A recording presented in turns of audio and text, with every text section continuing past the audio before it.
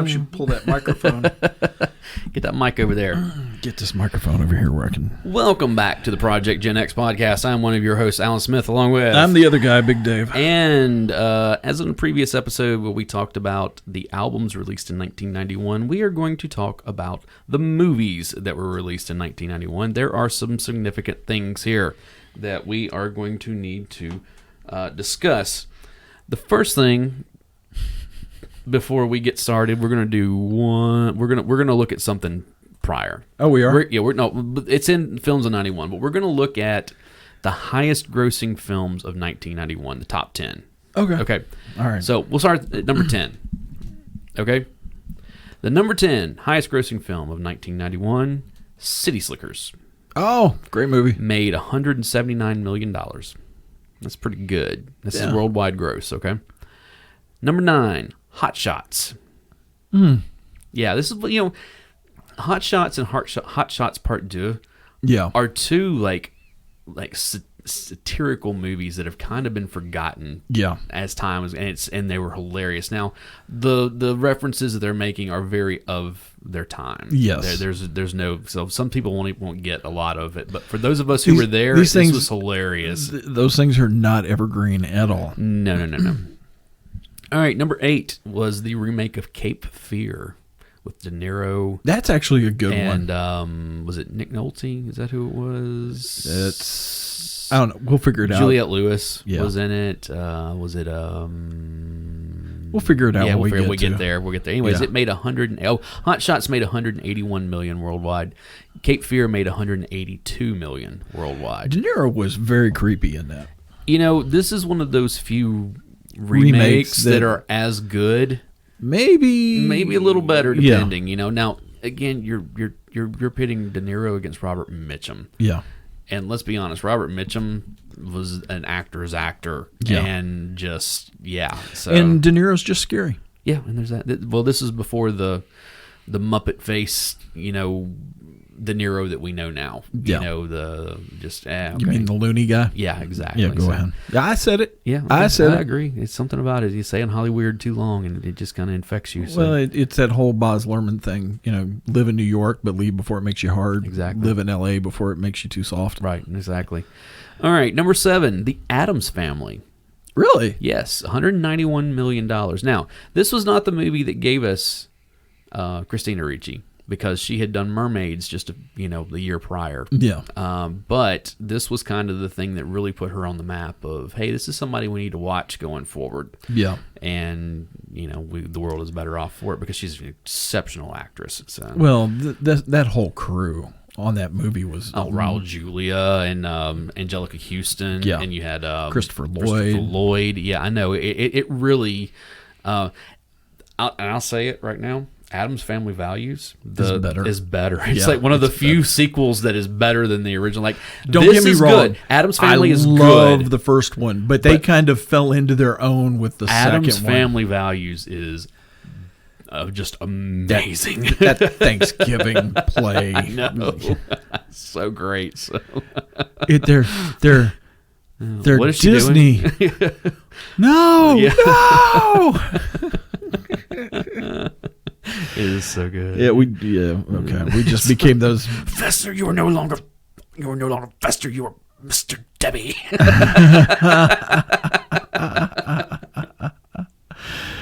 Yeah. Well. All right. So number 6, excuse me, JFK. Oliver Stone's JFK made $205 million. Nice. JFK is one of those rare 3-hour movies that does not feel like a 3-hour movie, but once you go back and you rewatch the movie after you've learned a little bit of history, you start learning that Oliver Stone never let the truth get in the way of a good story. So it's Oliver Stone barely realizes what reality is anyway. No, I'm with you on that one. So all right. So number 5, Silence of the Lambs. Made $272 million. Now, Silence of the Lambs is one of those movies that took the Oscars the next in '92. Jodie Foster won for best, for a leading actress. It won movie of the year. It won, I think it won director. It won a bunch of stuff. Anthony Hopkins won for best supporting actor. It's one of those things where it won a bunch of stuff. And everybody was kind of like, what has society come to that this is the movie that's winning all these Oscars? It's like society is where it is because society is what it is. That's still a good movie. I don't know. Have you seen that they're doing like some kind of new TV series called Clarice? No. That's supposed to be like centered on her, like going through the academy or That's something like interesting. that. So they've done so many things with this over the years. Yeah, well, there was a TV show, Hannibal for a while. Right? Actually, I enjoyed Red Dragon. Okay. I enjoy Manhunter. Yeah, okay. Because that was the whole Michael Mann did that Manhunter, which is Red Dragon. Yeah. But that was pre Silence of the Lambs. Well, I actually read the books before the movies came out, so I already knew what was going to happen in Red Dragon. But the movie Red Dragon, where you've got Crawford actually building his rapport with Lecter. I mean, that's an interesting. Right. But like I said, Manhunter, personally, I think is the better adaptation of that. But that's, it's all subjective. Number 4, Hook. Made $300 million. Yeah, which is a great one. It's all right. Sorry, I'm a little distracted here. Spielberg doing Spielberg, Oh, yeah. Number 3, Disney's Beauty and the Beast. Yeah. $346 million.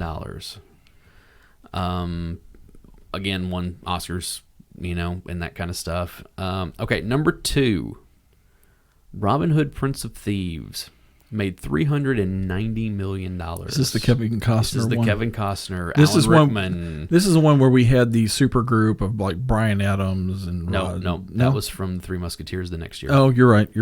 This is the one that did have the Bryan Adams song, "Everything I Do, I Do It For You." Yep. Okay. I am mistaken again.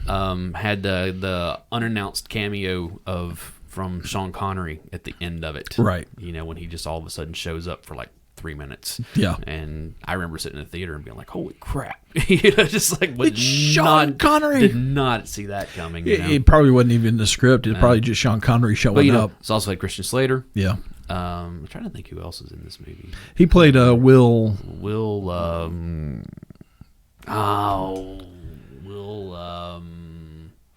I can't think of his name right now. Yeah, Will Scarlet. There you go. Will Scarlet. There it is. Finally, my brain's kind of clicking a little bit. Okay, and the number 1 movie of 1991. Care to take a guess, or you got it pulled up there? No, I don't have it pulled up because my phone completely crashed while we were talking. Well, he came back. What? Hasta la vista, baby. Oh, Terminator 2? Terminator 2 Judgment Day made $519 million.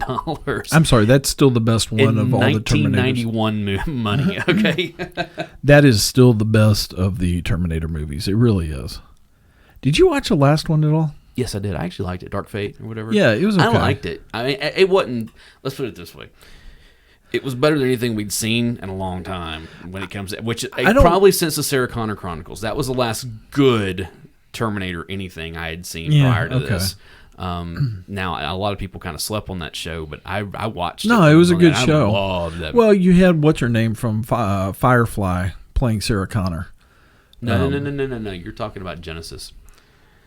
Yeah. No. The crazy girl from Firefly. No. Yeah, she was. Oh, you're talking about Summer Glau. Yeah, Summer Glau. She was playing the Terminator. Was she playing the Terminator? She was playing the T-1000 or whatever, or T-500 that was in there. No, it was Lena Headley.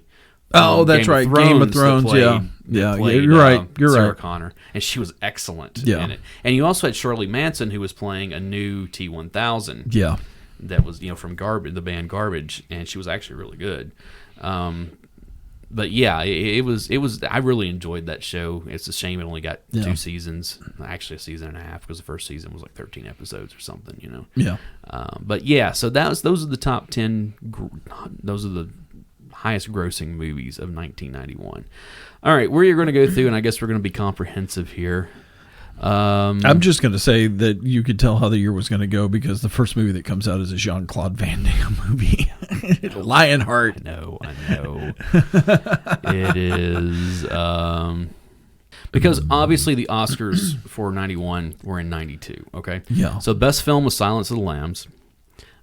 Best director was Jonathan Demme for Silence of the Lambs. Yeah. Best actor was Anthony Hopkins. Best actress was Jodie Foster. Yeah. Best supporting actor was Jack Palance for City Slickers. Yeah. Which I remember, that's the infamous where he started doing one-arm push-ups on stage out of nowhere. Yeah. For whatever reason. Because Palance was a bad man. Yes, he was. Best supporting actress was Mercedes Rule from the Fisher King.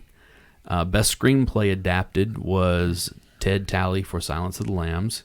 Best original screenplay was Thelma and Louise. Oh. Best original score was Beauty and the Beast, which is Alan Menken. Best original song was the song Beauty and the Beast. And the best foreign language film was Mediterraneo. I don't know that one at all. So let's see, Oscars. They got to throw in some that nobody it's has the best seen. Foreign whatsoever. language film. I mean, that's okay. So that's kind of that. There's your where 91 wound up.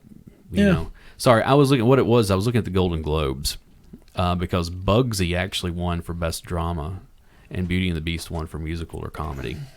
Oliver Stone won for JFK for best director. Nick Nolte won for best drama in Prince of Tides. Oh yeah, that's Prince of Tides. I forgot it. Robin Williams won for The Fisher King for musical or comedy, which that is not a comedy. I don't know why he would have won that for. Yeah. Best actress was Jodie Foster in a drama. Bette Midler in a comedy or musical for The Boys. Yeah. Again, not a comedy, musical maybe, but not really a musical. The fact that they're throwing Best musicals and comedies together. Here's the thing, it's really cool. Best supporting actor, Jack Palance won for that in the Golden Globes. Mercedes Rule won best supporting actress. Best original screenplay was Thelma and Louise. Best original score, Beauty and the Beast. Best original song, Beauty and the Beast. And then foreign language films, Europa. I don't know anything about that. So yeah, they were pretty close. I mean, there was a couple of things. The director and the actor was a little different between the two. Yeah, but it was still a pretty close from the two of those. So okay, so yeah, we're gonna get going here in January of 1991 on the 11th. Lionheart, which Jean-Claude Van Damme. There you go. Yeah. Anything else? No, it's Jean-Claude Van Damme. I know. It's exactly what you expect. The other one, Not Without My Daughter. I actually don't remember that one. Okay, no. This was a big thing. Sally Field, Yeah. Alfred Molina. I don't recognize anybody else in this. Basically, you'll remember this because this thing was spoofed for years and years and years and years. It was based on a book that was based on a true story about this woman who was married to a man who was Iranian, and they had a daughter together, and they went back to Iran to visit family or something like that. And while they were there, he decided that they were going to stay, and it turned out. Imagine this: Iran turned out to be a not great place for women to live, and so she wanted to go home. And he was like, and finally he was like, "All right, fine, you can go home, but our daughter's staying here because she's Iranian." And so she literally had to escape with her, her and her daughter. It was one of those things they had to go through underground and everything to get back. But this was spoofed for years and years and years. Not Without My insert whatever. Saturday Night Live ran with this one for a long time, as well as so many other things. I have no memory of this whatsoever. Yeah, it's funny because I heard somebody recently say that this was kind of the template for every Lifetime movie that came afterwards. It's I can see that. So the next one of my favorite USA Up All Night movies is on here. It's Ski School with Dean Cameron. I know. I don't recognize anybody else in that. And I've seen Ski School. It's a comedy. It's one of those. It's set around a ski school. It's on a mountain. There's lots of skiing. All you got to say is it's a USA Up All Night movie. Yes, definitely. I don't know anything about Eve of Destruction. Gregory Hines. Yeah, but I don't know anything about the movie itself. If I remember right, it was like a cop I'm drama sure it type was. thing. It says here it was a sci-fi action, so I don't know. Flight of the Intruder. It's Danny Glover and Willem Dafoe, but I don't remember it. I know it's got Rosanna Arquette in it. Tom Sizemore. Yeah, in it I feel like I should I feel like I should have seen this, and I don't remember it at all. Let's see. Hold on. Oh, I remember the box cover. I guess I'm sitting here looking at it now. It says it is a 1991 war film directed by John Millis. It's based on the novel of the same name by former Grumman A6 Intruder pilot Stephen Kuntz. The film, it's a war movie. Yeah, I'm gonna have to put that on we'll put that on the to watch list. Go back and watch it again. So, Men of Respect. It's John Turturro. I know, but I don't know anything about it.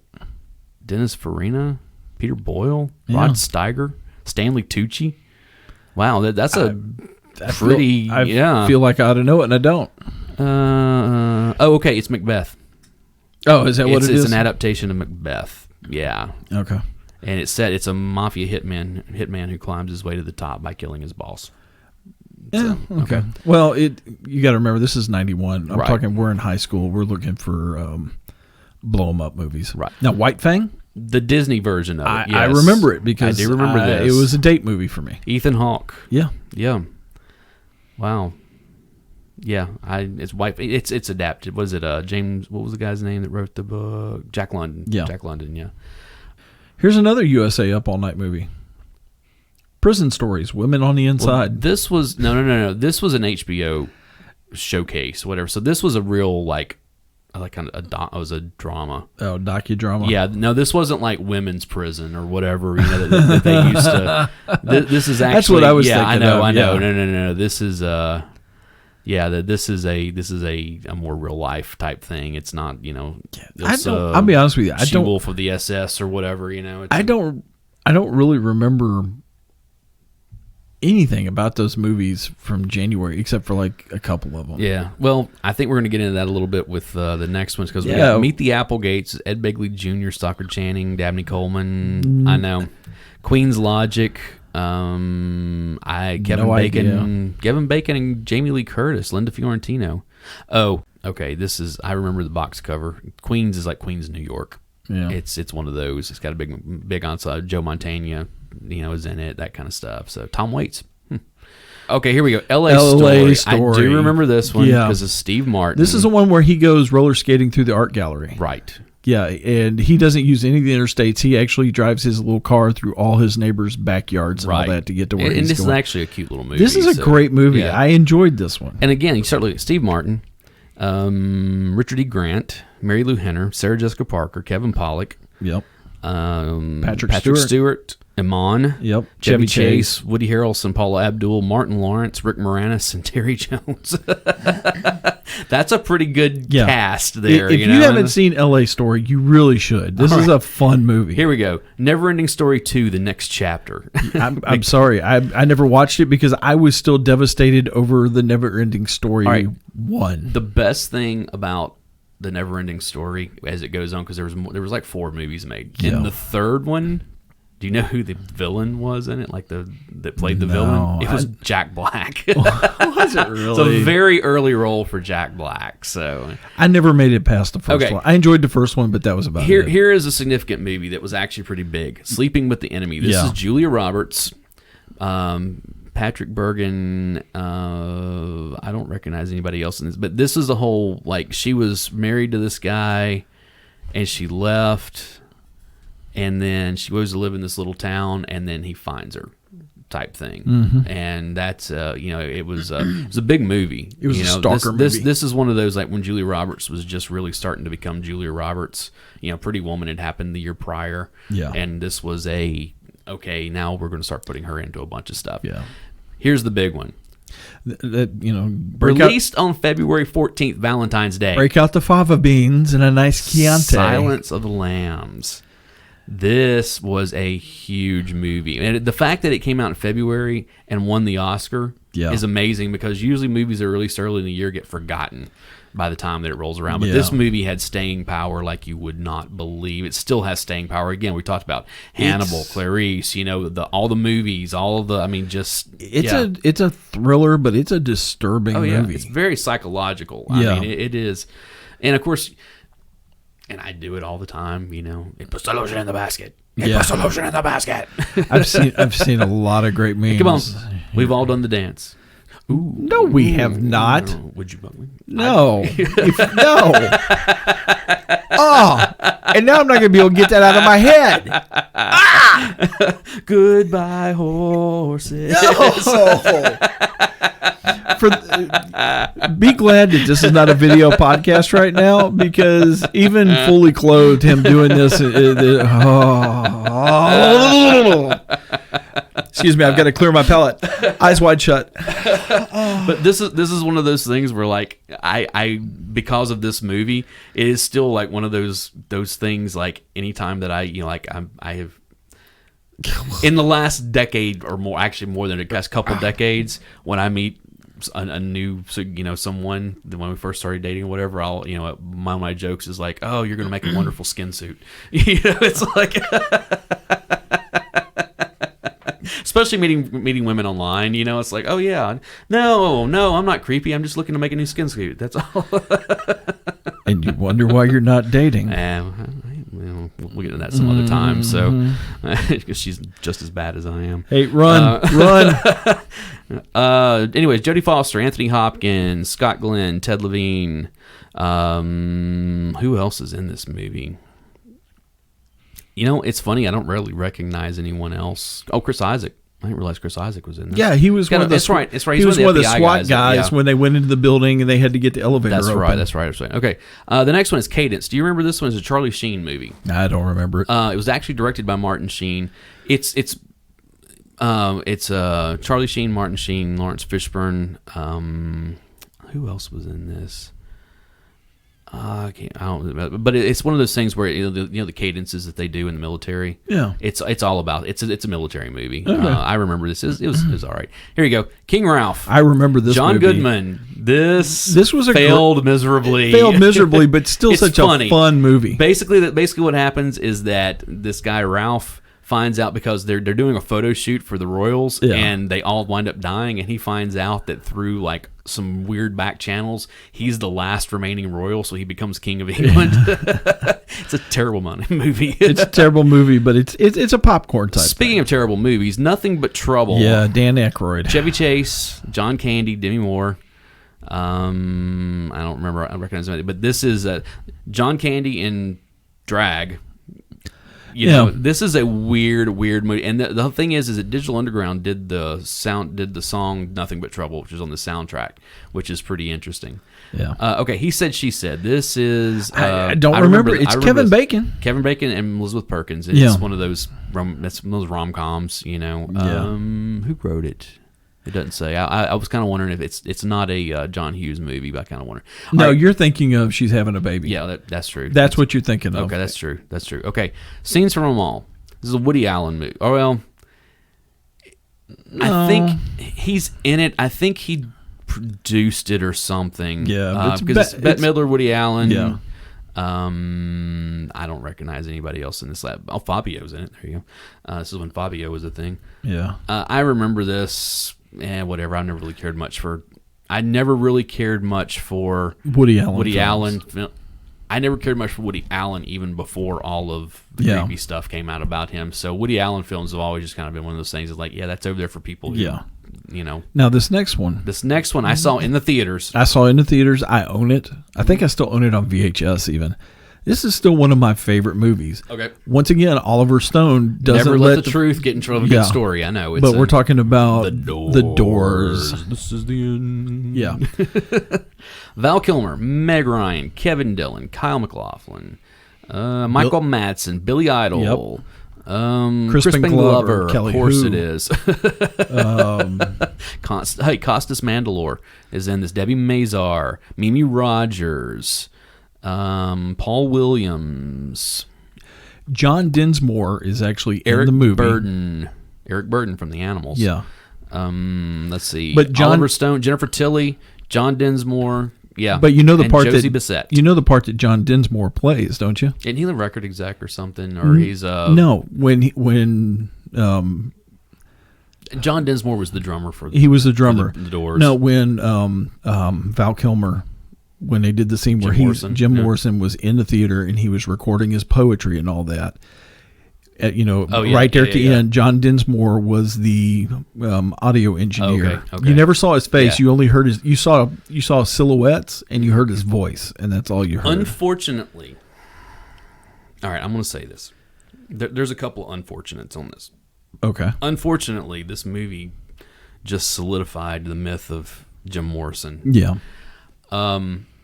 Also, unfortunately, this version of Jim Morrison is what most people have come to believe was true, and it's not by any stretch of the imagination. No, this is Oliver Stone taking massive liberties. Massive liberties with the truth. Yeah. Well, for one of his heroes. Yeah. Okay. Still a fun movie. It is a fun movie. I haven't seen it in a long time. I need to go back and rewatch it. The Hard Way. This one I do remember. Michael J. Fox. Yep. James Woods. Annabelle Sciorra. That's about all I Delroy recognize. Lindo. LL Cool J. Oh, there is LL. Penny Marshall. Christina Ricci shows up. Lewis Black. Bryant Gumbel is in this. Basically what it is that it's a buddy cop action film. Older cop, new cop, type stuff. Here we go. We're getting into something interesting. La Femme Nikita. I love this movie. Okay. This later was remade as Point of No Return with Bridget Fonda. Yeah. It spun off the show La Femme Nikita. Yeah. And then there was another show that was just ended a couple of years ago that was just called Nikita. Yeah. That was it was based on the this. original's still the best. Yeah, I know. And you got to read subtitles. So but who cares? It's a French film. It is really good. Luc Besson is the director and screenplay. Wrote the screenplay. So I mean, you can't go wrong with that. So okay, here we go. New Jack City. Yes. Mario Van Peebles. Let's see who else was Ice-T, Wesley Snipes, Chris Rock, Judd Nelson. Who else is in this? Vanessa A. Williams. This is the one that she's the one that was on Melrose Place. Flavor Flav was in it. Yes, he was. Keith Sweat. Yep. And this was kind of this was a really good movie. It's a movie about, Mario Van Peebles and Judd Nelson are cops. Yeah. They're trying to bring down this drug kingpin who's played by Wesley Snipes. And it is a great movie. Like I said, I saw this one at Fountainhead opening weekend. Fountain Square. Fountain Square. Next one, Class Action. This has got Gene Hackman and Mary Elizabeth Mastrantonio. I kind of remember it. I don't know. Yeah. So you talked like 1991 was hold a on. huge. We're getting into. I mean, it's so far. Let's look. All right, look. So far, the first 3 months have been the Josephine Baker story. Did you ever see this? How far down did you go? I'm down on the 16th. Okay, this was an HBO movie. Well, you totally skipped over True Colors. Yeah. So this was it's about Josephine Baker. Yeah. And this was kind of the first time a lot of people found out about her because she'd kind of been swept under the rug. Yeah. From the early was the 20s or something like that. It was the 20s or the 30s. It was back. It was whatever about this African American woman who had a huge career that just had been forgotten about. I remember seeing it. It was really good. Let's see here. Defending Your Life. Do you remember this one? Albert Brooks, where he dies and he goes to heaven, but he legitimately has to he dies and arrives in the afterlife only to find that he must stand trial and justify his lifelong fears in order to advance to the next phase of existence. No recollection. Or be sent back to Earth to do it all again. I remember this. Albert Brooks, Meryl Streep, Rip Torn, it's an all right movie. Some people love this movie. I always just thought I'm not a big fan of Albert Brooks. I have no recollection of it. Mr. Johnson, I don't remember this one at all. Let's go to the next one. Teenage Mutant Ninja Turtles 2: The Secret of the Ooze. Yeah. This gave us the ninja rap. Yeah, go ninja, go ninja, go ninja, go ninja. Once again, another travesty committed upon society by Vanilla Ice. I love those Ninja Turtles. For the first two live action Ninja Turtle movies. The first one was pretty good. The second one, this is good just because it just becomes so ridiculous. And you can also see the budgetary problems to the second one where it's like big step down in budget. Yeah. Yeah. But, I mean, you really should give a spinoff of Daredevil a whole lot more respect than that. Oh, yeah. Well, yeah. All right. I love this next movie. Okay. Career Opportunities. It is it was written by John Hughes. Yeah. Frank Whaley, Jennifer Connelly, Dermot Mulroney. Who else is in this? I know what's his name. John Candy is in it. William Forsythe. Have you seen this? I don't know. So basically what happens is this kid, he's like the town liar. Like, he's at, post high school, and he's always making up these huge stories about, this and that or whatever. So he gets a job as the night janitor at Target. And so Jennifer Connelly is the girl that he went to high school with, who was like, she's like the really hot girl. They get locked in Target together. I do remember. And then there's this whole, and I can't remember all off the top of my head, but there's this whole thing where there was like this robbery that's going on or something. I do remember this. I love this movie because it's so just weird. And like he keeps calling the cops and they don't show up. And they won't show up because it's him, liar, and they're like, oh yeah, okay, sure, yeah, it's okay. The Comfort of Strangers. Walken. Yes. Walken. Christopher Walken, Rupert Everett, Natasha Richardson, Helen Mirren. Yeah. Hot Mirren, Helen Mirren. I don't know much. I remember seeing this movie. This was a prestige movie. Yeah. Is this the 5 Heartbeats? Have you seen this? Don't know. This is about the band, the 5 Heartbeats. They were kind of like in that Motown, like the Temptations and all that kind of stuff. Okay. Another one of those, like, people kind of forgot about them a little bit. You know? But Robert Townsend, that did I'm Gonna Get You Sucker and Hollywood Shuffle and all that kind of stuff, had to do with this. It was when there's like, no, we're going to make a movie about this group that people forgot about. And I remember seeing it's pretty good. Yeah, so. So we move into April. The Marrying Man. I remember this one. Alec Baldwin, Kim Basinger. I think this is where they met. Probably. Yeah. I know I saw it. I don't Fisher remember Stevens, anything about it. Armand Assante. Let's see. It's a romantic comedy. It's not telling me anything here. I don't care. It's not enough. Now the next one. Out for Justice. Steven Seagal. The film stars Steve Seagal as Gino, a veteran police detective who sets out to avenge his partner Bobby's gruesome murder by killing Richie, the culprit. Which is basically every Steven Seagal movie. I know that they're all the same. Wait, what was the one where he had to go to anger management and all that? I don't remember that one. I think was that the one that had DMX in it? Was that DMX? Are you talking about the Glimmer Man? I don't remember now. I don't know. Okay, here we go. Drop Dead Fred. This is a great movie. Okay, Phoebe Cates, Rick Mayall, Marsha Mason, Tim Matheson, Carrie Fisher. I mean, it's Bridget Fonda. Drop Dead Fred is basically her imaginary friend that she had when she was a kid that she put into a box or something, like locked him in a box. Yeah. And now as an adult, he's come back. He escaped the box. And hilarity ensues. What's bad is that this movie it completely flopped into theaters. Yeah, it wasn't a very, but it's one of those that people of a certain age have a lot of love for it. Okay, here's the next one. Mortal Thoughts. Don't remember. Demi Moore, Glenn Headley, Bruce Willis, Harvey Keitel. Yep. I don't remember it. This is the only time the two of them appeared in a movie together, if I'm not mistaken. Demi Moore and Bruce Willis. Yeah. And they were married at this time, Yeah. This was before she took him to the cleaners. Oh, yeah. But I remember this movie. Okay. Oscar. Do you remember this one? This was when Sylvester Stallone decided he was going to be a comedian.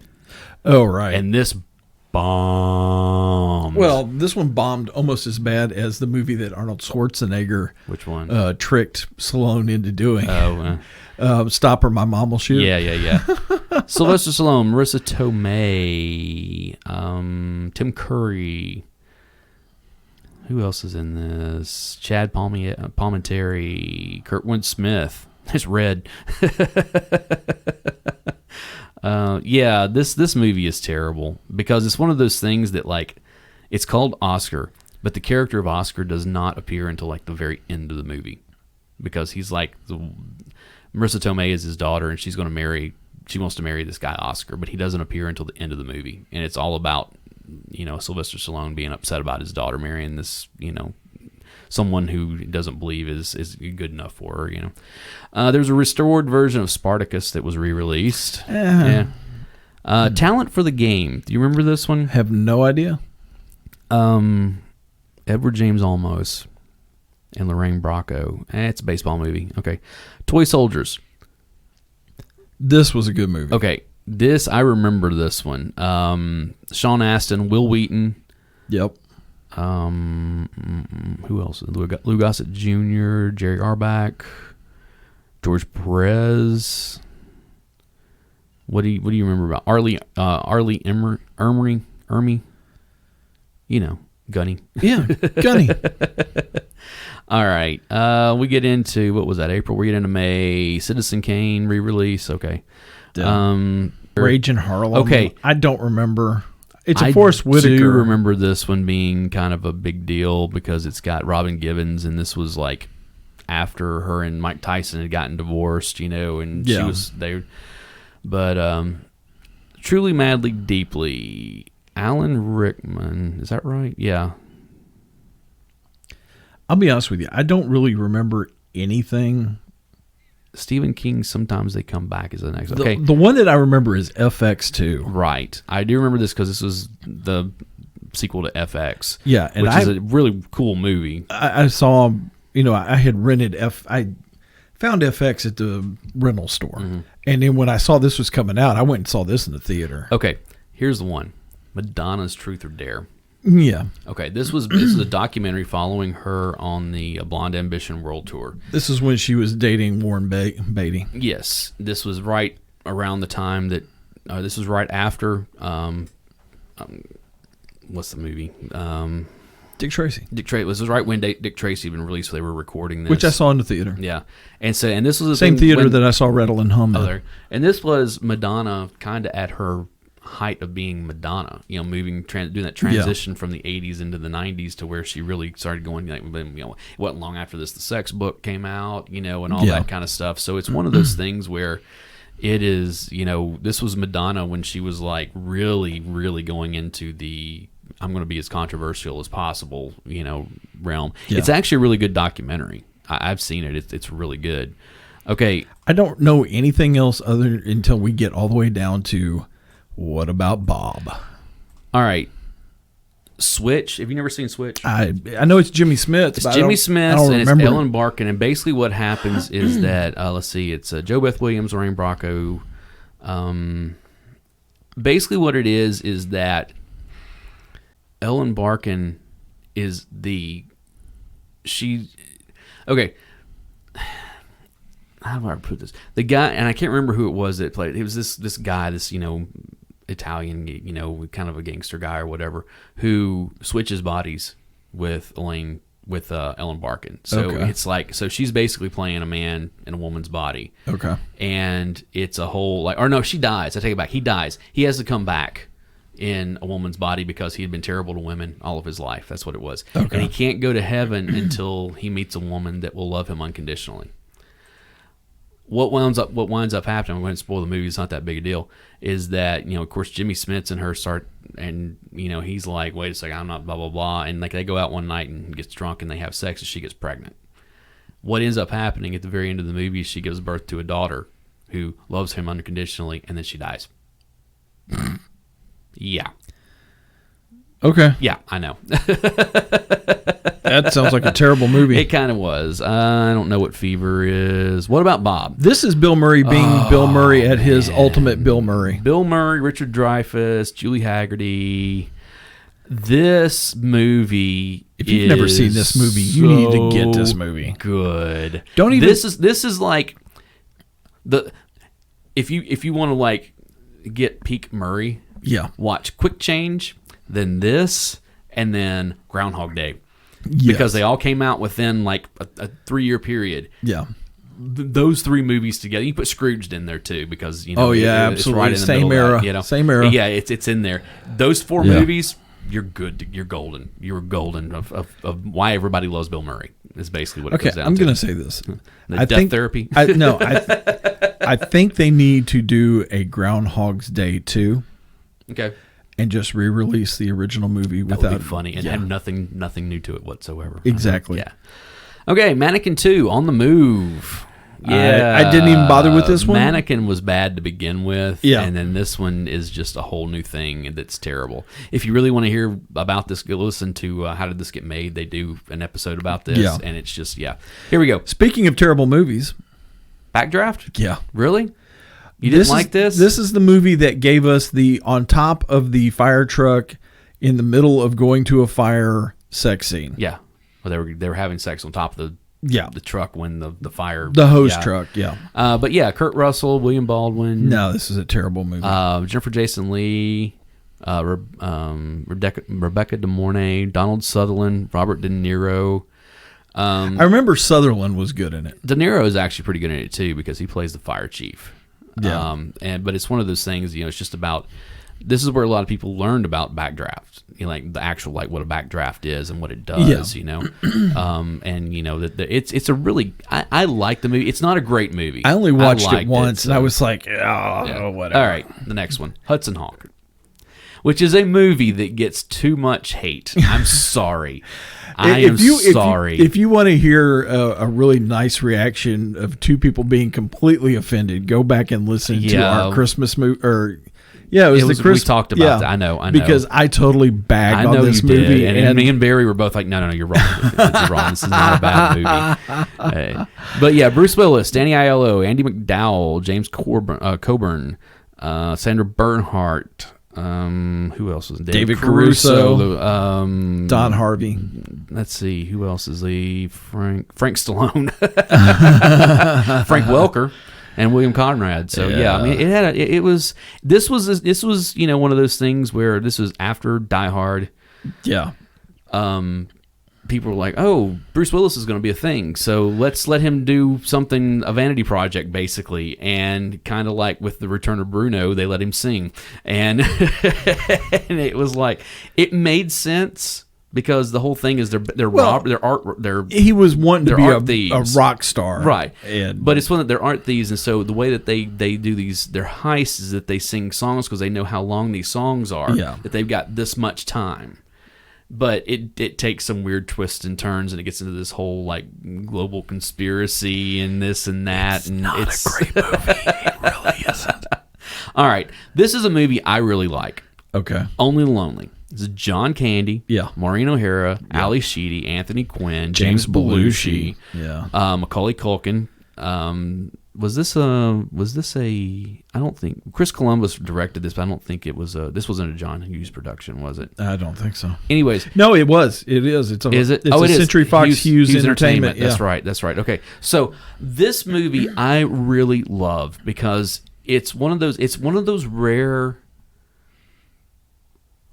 serious roles for John Candy. Yeah. He's a toll booth operator, I think it is. That sounds right. He's living with he's taking care of his mom, who's played by Maureen O'Hara, and he meets Ali Sheedy, and they fall in love. And it's this whole thing that the mom doesn't want her son being taken away or whatever, and so there's problems, between the two. It's one of those things it's one of those roles you're like, wait, this isn't a John Candy movie. What's going on here? But it has elements, it has comedy in it. But it's really it's a romantic comedy. It's one of those I really enjoyed this movie personally. Yeah. So, all right, I can actually fix the next movie, Thelma and Louise, so that you don't have to suffer through it. Mm. You put them in the car, and in the first 5 minutes, you drive them off the cliff and be done with it. Susan Sarandon, Gina Davis, Harvey Keitel, Michael Madsen, Christopher McDonald, Stephen Tobolowsky, an early role for Brad Pitt. And I don't know anybody else in that last, but yeah, this is a somewhat female girl power movie of we're not going to let the world hold us down, and I'm not going to let you say that because it's we're not going to let the world hold us down. We're going to do whatever we want to. Right. And then they kill themselves. Right. I know it is what it is. I've always kind of been okay on it. I know a lot of people love it, but I've just always kind of been okay with it. I could care less. Wild Hearts Can't Be Broken. Do you remember this one? Not really. Okay. I remember this one. It's a Disney movie, and it's one of those things. You remember? I know you've seen it's about a girl that does works on the boardwalk where she they do the diving, the horse diving off into the pool, stuff. And it's just it's a Disney movie about that basically. There's an accident and she goes blind and has to learn to redo this and that and whatever. All the standard Lifetime movie exactly. stuff, but it's the Disney version of it. Soap Dish. This one was funny.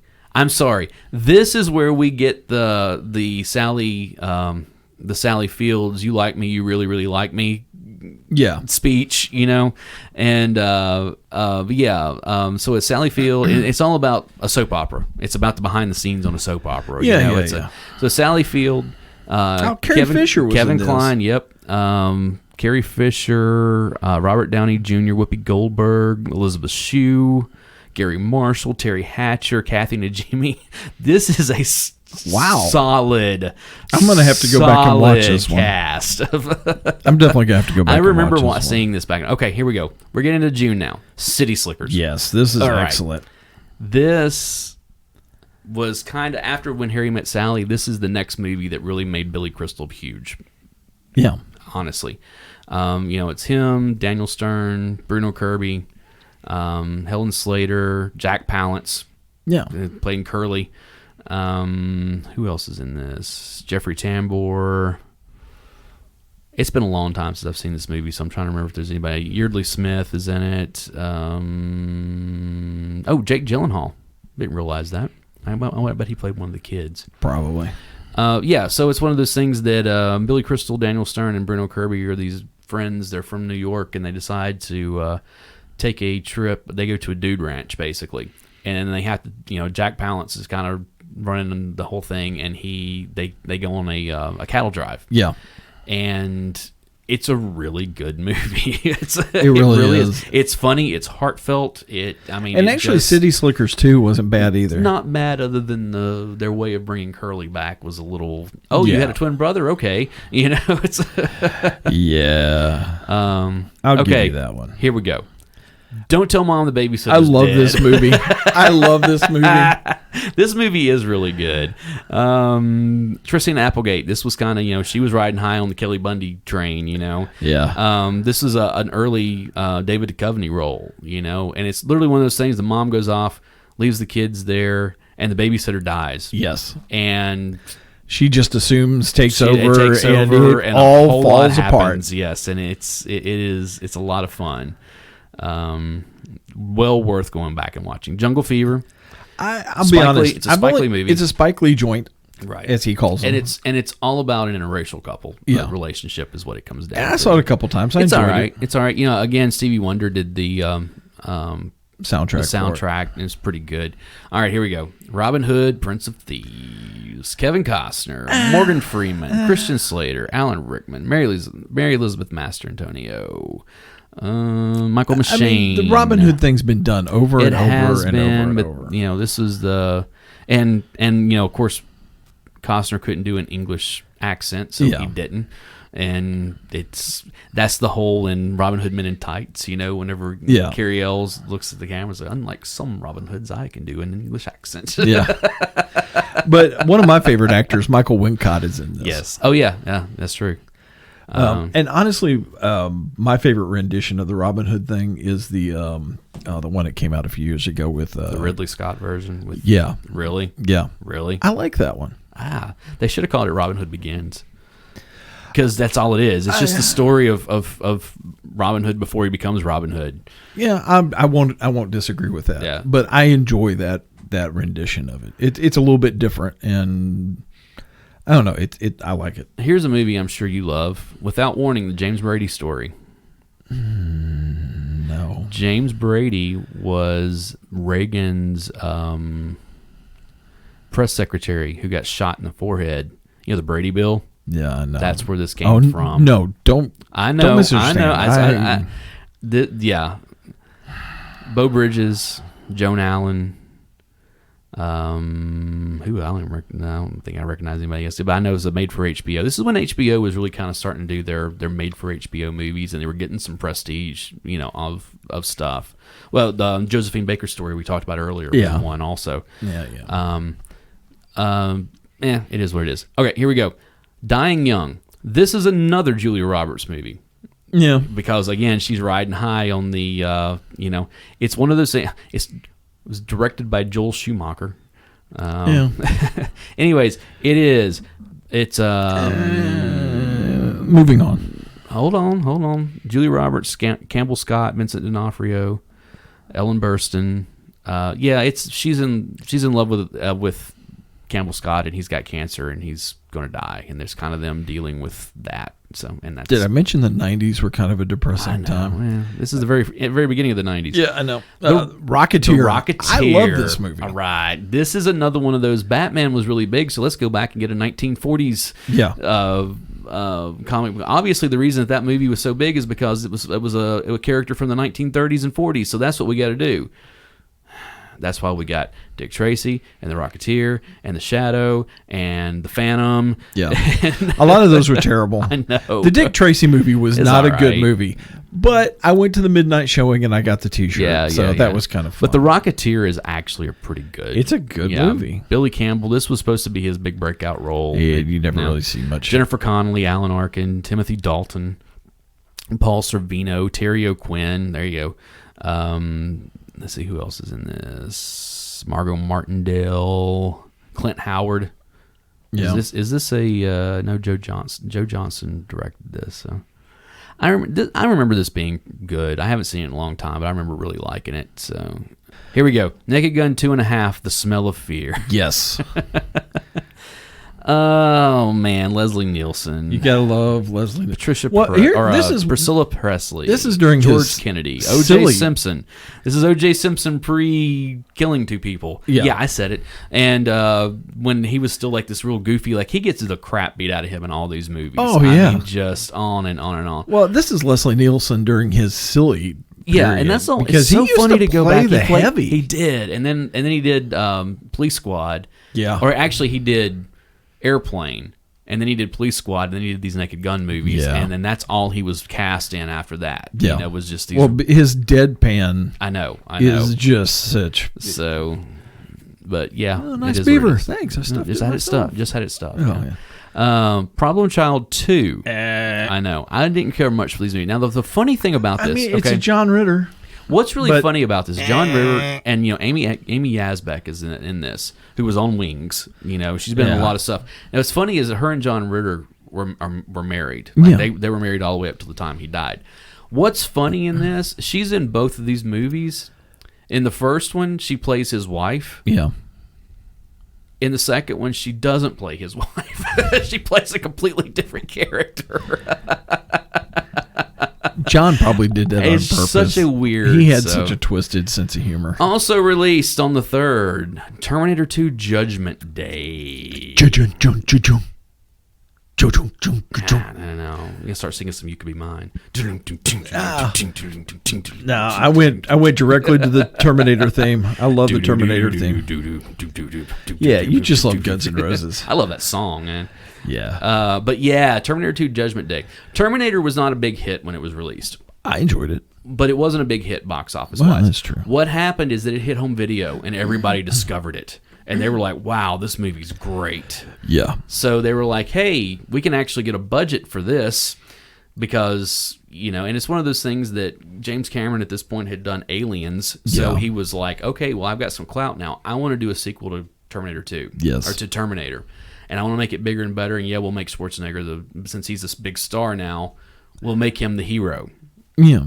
And how are you going to do that? Well, we'll create this other And also, he had also done The Abyss prior to this. Oh, I'd forgotten about that movie. And so, that's a good one. Yeah, and so that's the technology they developed there is how they did the T-1000 with the melting, and all that kind of stuff. And it's one of those things that, the special effects are a little dated, but they're still pretty solid when you think about this was 30 years ago. Yes. This was like, CG wasn't a new thing, but this was like what really started, that we started seeing a lot of CG coming in and everything. And it also gave us Edward Furlong and Robert Patrick. This was the big breakout role for him. Of course, you got Schwarzenegger and Linda Hamilton. And it was just one of those things that it wasn't just a movie. It was an event. Yeah, is what it was. Of course, like I said, Guns N' Roses had a song on the soundtrack, and all this kind of stuff. And Schwarzenegger's in the music video, and it's one of those things that it was just, like I said, it was an event. It was just everything around it, And but yeah, Terminator 2, great movie. Go back and watch it. It's well worth the watch. And then they all kind of went downhill after that until we talked about it earlier. So 101 Dalmatians was released. Here we go. Boys in the Hood. Wait.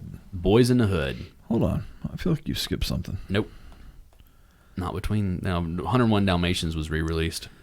Oh, okay. That's what I was looking at. Boys in the Hood. Okay, this was John Singleton's debut as a screener. He wrote and directed this. Ice Cube, Cuba Gooding Jr., Morris Chestnut, Lawrence Fishburne, Angela Bassett, Nia Long. I mean, it is one of those movies that just and it's one of those things, I don't know if you've seen it recently or not. Not recently. It still holds up, and it's still heartbreaking the way this movie ends. Oh, yeah. And it's all about life in South Central, and all the, it is just in the early 90s. And, this father who's trying to keep his son out of the gang life, and trying to keep him on the right path of going to school and getting out. And, it's such a good movie. It is such a good movie. I don't know do you have anything else to say about it? Because that's all I've got. Go watch it. Go, yeah. Okay. That's all I'm going to say. Go watch it. Here we go. Point Break. Point Break. I am an FBI agent. Johnny Utah. I love this movie. I love this movie still. Okay? This is definitely a popcorn film. It is. It's one of those things where it is just good, dumb fun. Directed by Catherine Bigelow, who would go on to win an Oscar for something or other. Yeah, the Hurt Locker. Yeah. And she was married to James Cameron. She was married to James Cameron.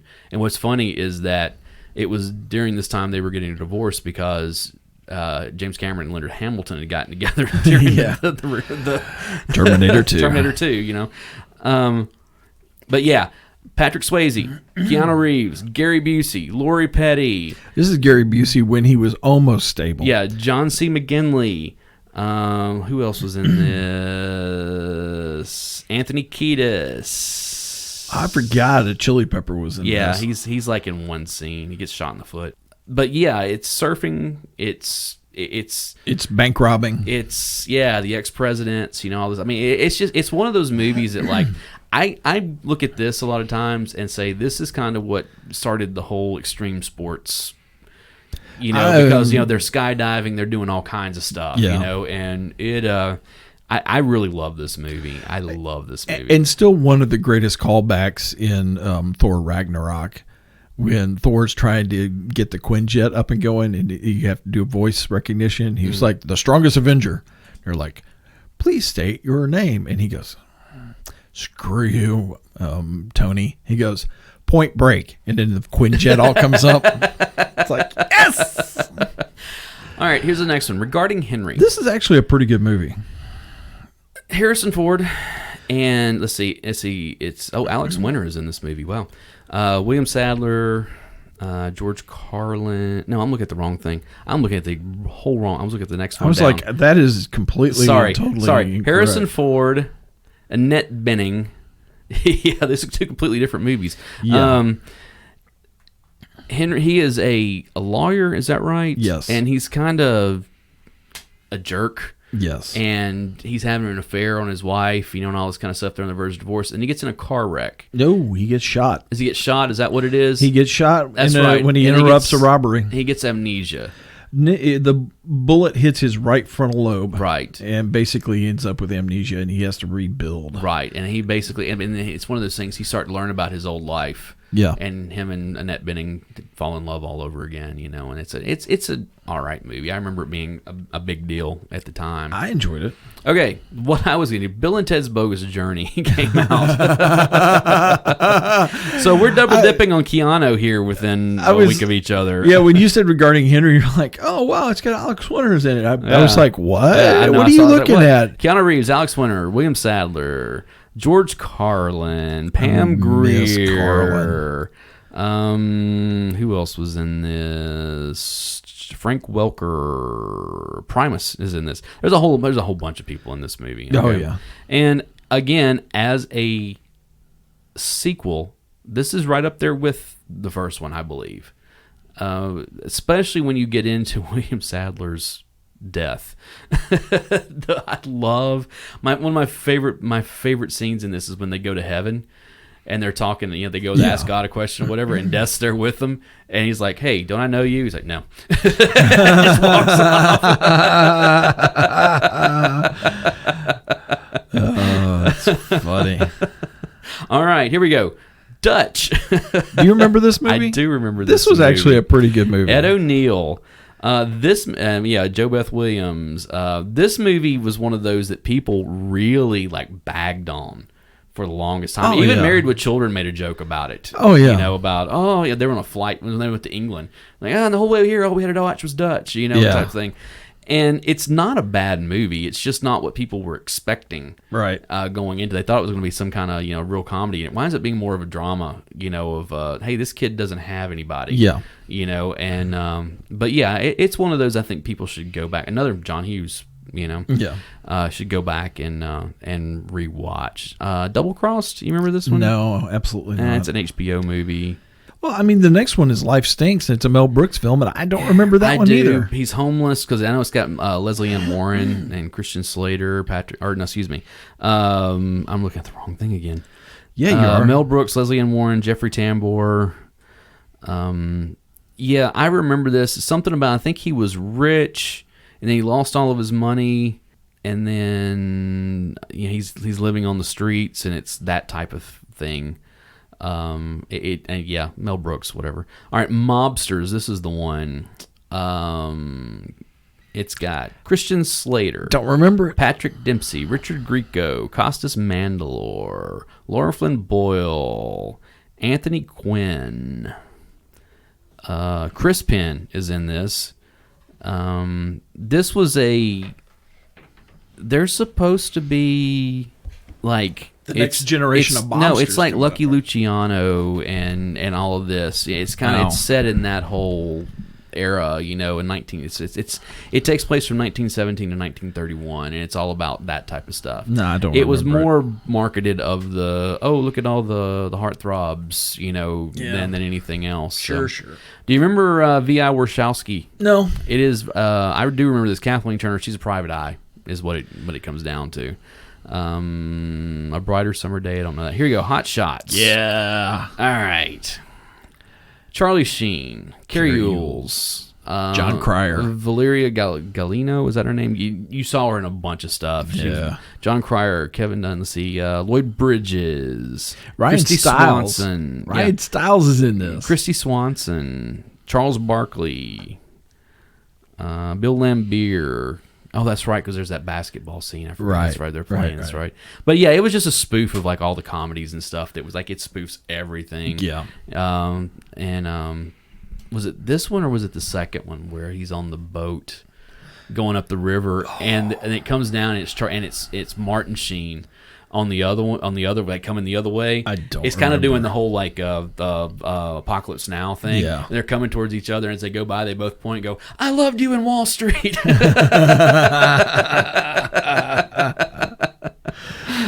Oh, that's funny. It's the whole "kiss me like no one's ever kissed me before," and he like puts her whole nose in his mouth. Here's an interesting one: Body Parts. It's a horror movie. Yeah. Honestly, this is one of those movies that I remember more for the for the box than I do. It's basically somebody who's trying to like build someone. It's a takeoff of Frankenstein. All right, here we go. Doc Hollywood. All right. This is a good one. This is Michael J. Fox, Julie Warner, which Julie Warner should have been a lot bigger than she was. She was in Tommy Boy, and she's been in a bunch, several things like that. But this was kind of her big, honestly, Woody Harrelson, Bridget Fonda, Basically, what happened is they watched Northern Exposure, and they're like, "Hey, we can make a movie out of that and place it somewhere else." What's his name? He's not listed here. What do you mean? Christopher, the guy that plays the judge. Oh,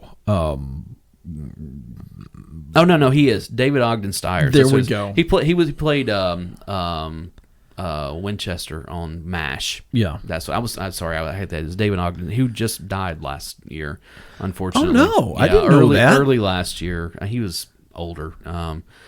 I don't remember hearing about that. Yeah. That's terrible. But yeah, it's basically he's this hotshot plastic surgeon who comes in this little town and he like has a car wreck, and to repay the damage that he's done, driving the car he's driving though. It's a Porsche, right? But he causes a bunch of property damage, and in order to pay it back, he has to stay and be the town doctor, and he ends up staying. And it's a cute little movie. So.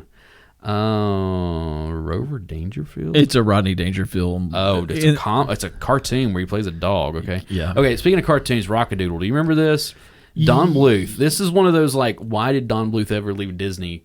Situations, because it's just bad. On the next one, Return to the Blue Lagoon. Why? No, they shouldn't have. Mila Jovovich is in it. The Blue Lagoon is not very good to begin with. No, it's really not. So Bingo, it's one of those adorable dog movies. Delirious, another John Candy movie. Yes, where he was a writer for a soap opera. Yeah, and it's something like I think he gets bonked on the head and he wakes up in the town from the soap opera. Yeah, that sounds right. And so it's one of those things he finds that he can like write.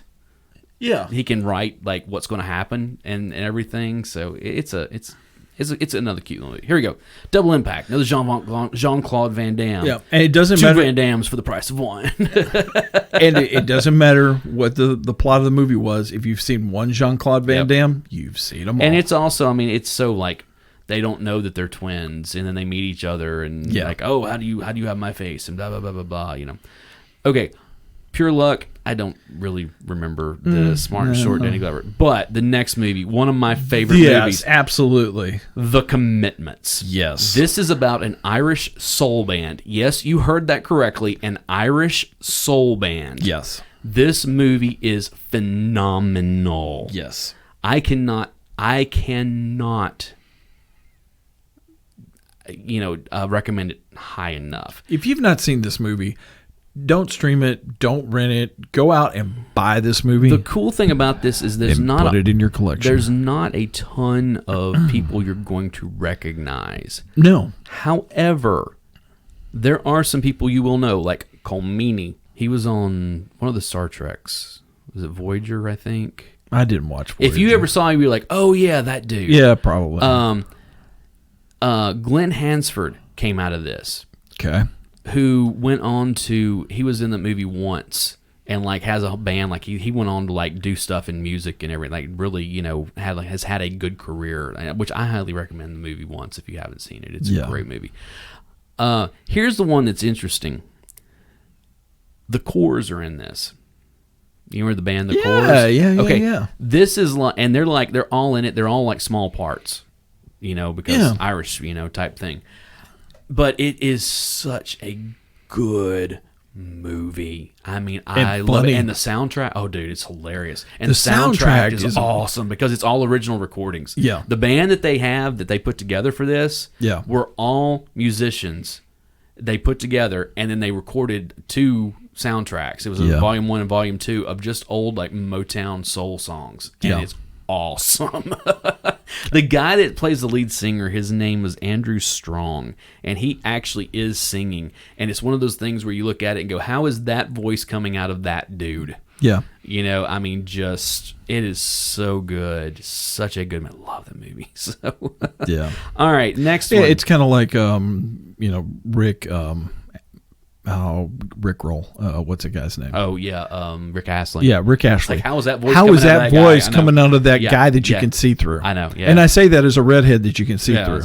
So Mystery Date. Do you remember this one? No, I don't. Early Ethan Hawke movie.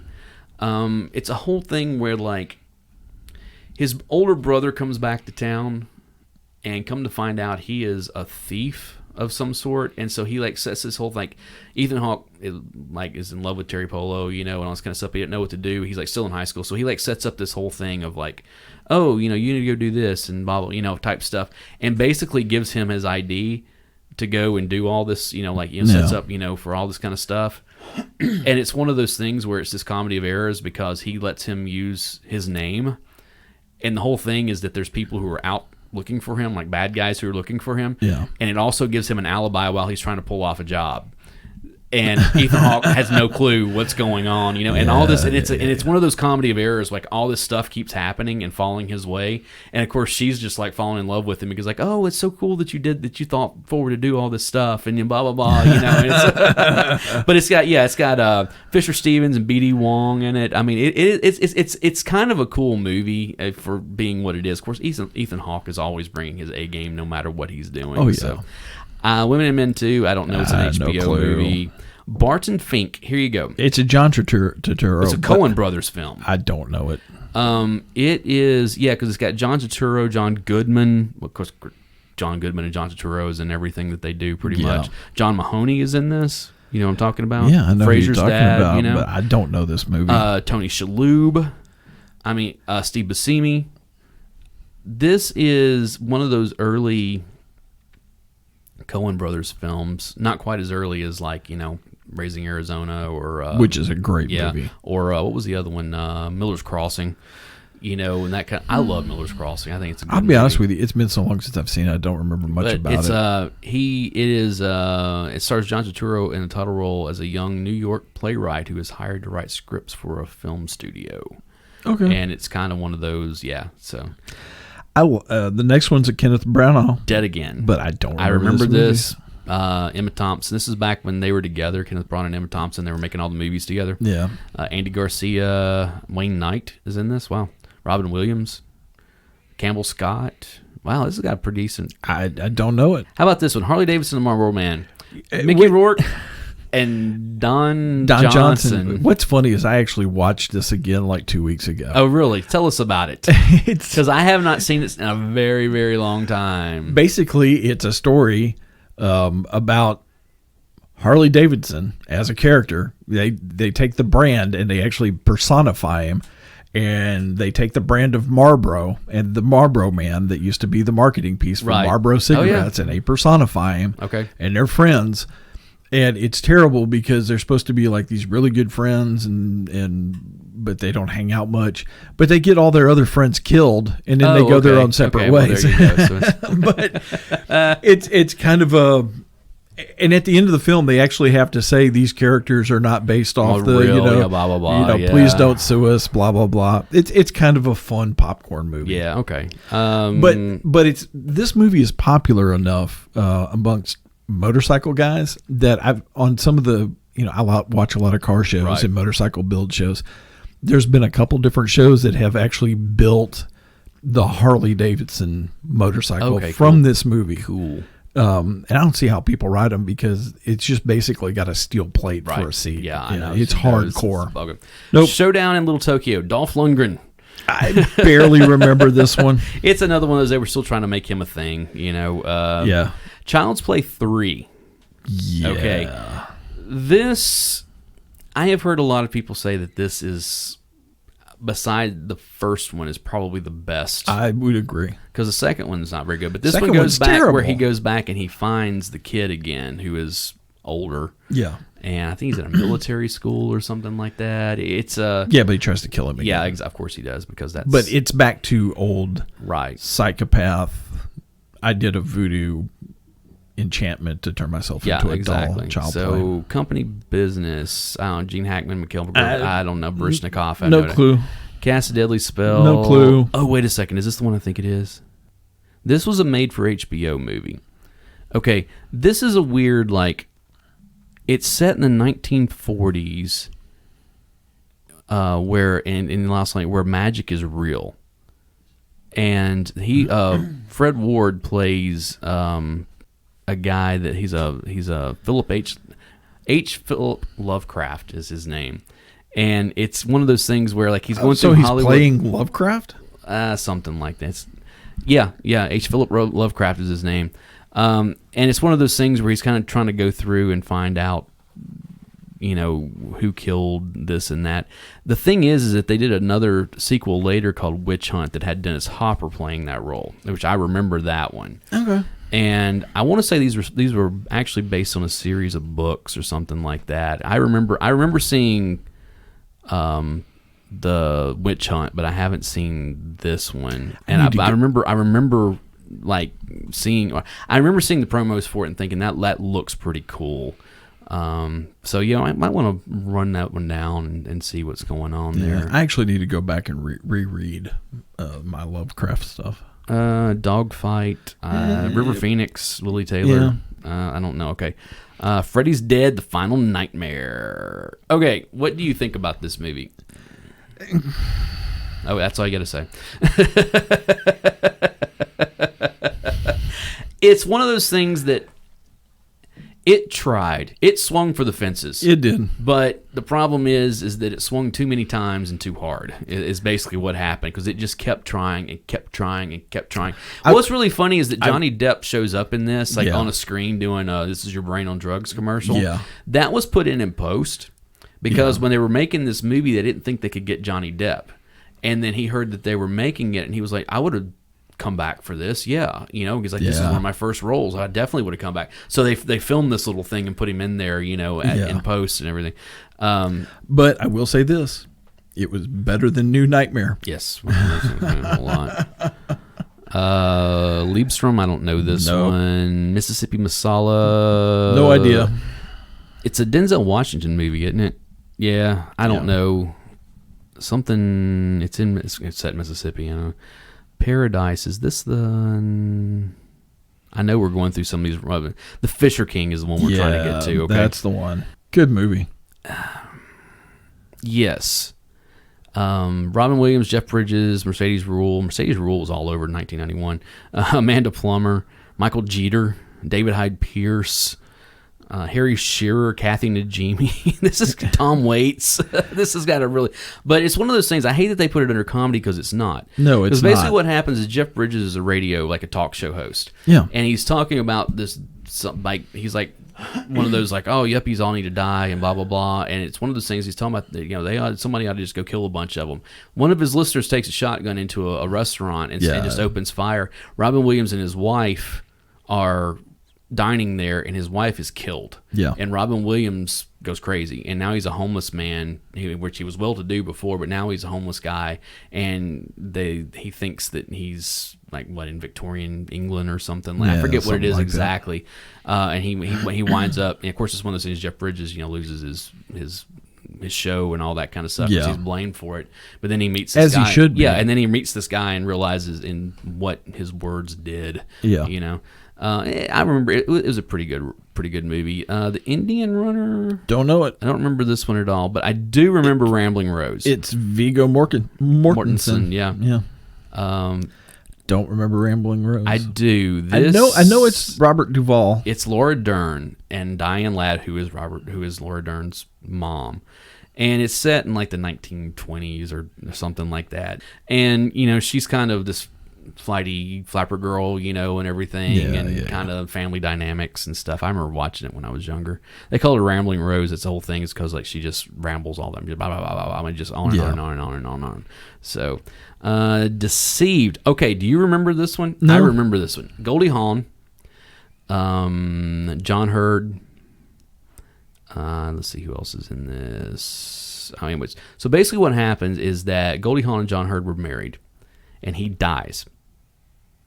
And that seems to be the running theme of the movies for 91. He dies, but he's not really dead. He's making it look like she killed him.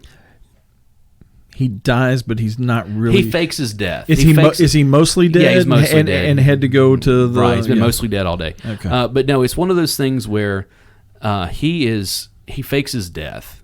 She thinks he's dead. Yeah. But then some evidence comes to light that looks like she did it, like she killed him. And it's a whole thing. She starts learning that he really isn't dead, and she's trying to figure out, Right. Gotcha. Okay. Necessary Roughness. I literally just watched this like 2 or 3 weeks ago. This movie is okay. Scott Bakula. This is a popcorn movie. Robert Loggia. Yeah.